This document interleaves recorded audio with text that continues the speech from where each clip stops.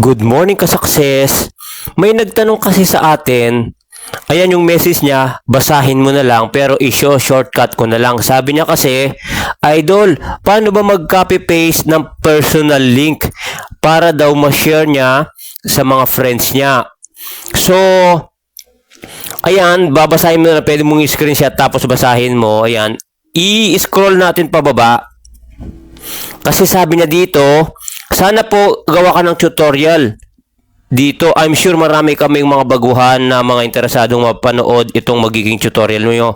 Salamat po, sabi. Salamat, bossing, sabi niya. Tapos, ito nga, sabi niya, invite friends to connect, copy link, copy your profile, personal link to your clipboard to share. Yan po, bossing, sabi niya.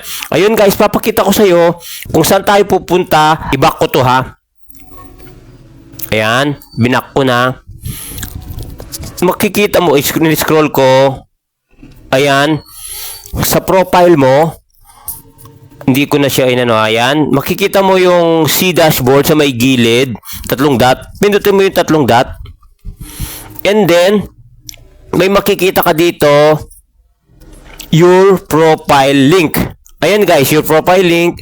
Pero sa video ito, yun lang muna yung papakita ko sa inyo. Pindutin mo yung your profile link, yung pinakababa pangalawang dulo. So, your profile link. I-click mo yan. Ayan guys, nakalagay na, naka-clip na sa clipboard mo.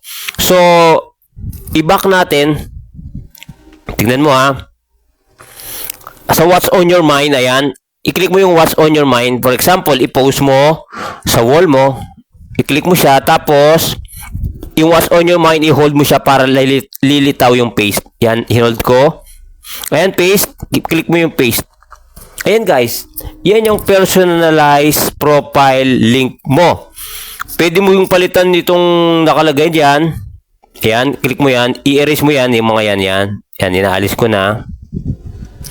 Sabihin natin, yan yung profile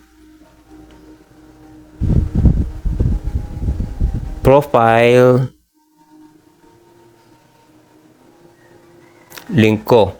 Ayan guys, yan yung profile link ko. Yun lang, tapos i-next mo siya. Mapopost na siya noon. So, basta tapusin mo lang yung proseso para ma-post na siya kung saan mo siya gustong i-post. Yun lang guys, maraming salamat.